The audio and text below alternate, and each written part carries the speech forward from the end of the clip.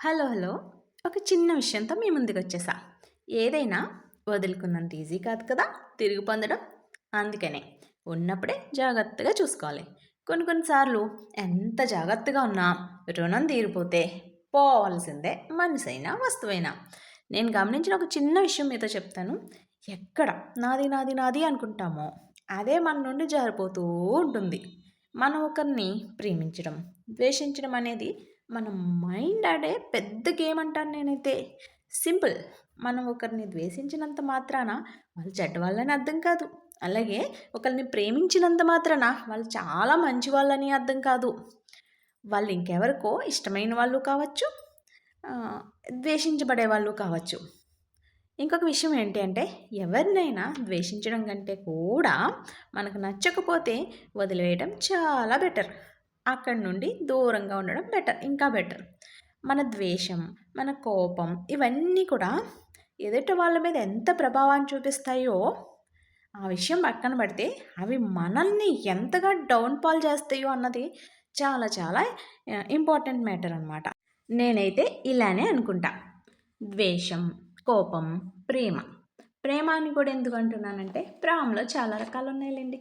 కొన్ని ప్రేమలు మంచియే, కానీ కొన్ని ప్రేమలు మాత్రం జీవితాలు నాశనం చేసేస్తాయి. ప్రస్తుతం సమాజంలో మనం చూస్తున్న సమాజంలో ఇవే ఎక్కువ ఉన్నాయి. Mental health is equal to physical health.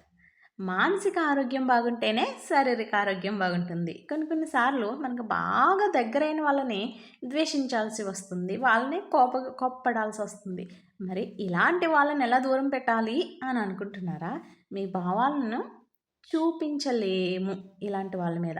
ఇవి ఒక రకమైన విషపూరితమైన రిలేషన్స్ అని నేను అంట. అలాంటప్పుడు ఏం చేయొద్దు, మీరే మారిపోవాలి. ఎలా అంటే క్షమించడం అలవాటు చేసుకోండి, వాళ్ళని క్షమించేయండి.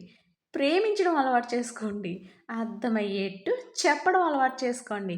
ఇవేమీ చేత కాదు నాకు, నా వల్ల కాదురా భగవంతుడా అనుకుంటే సైలెన్స్గా ఉండడం అలవాటు చేసుకోండి.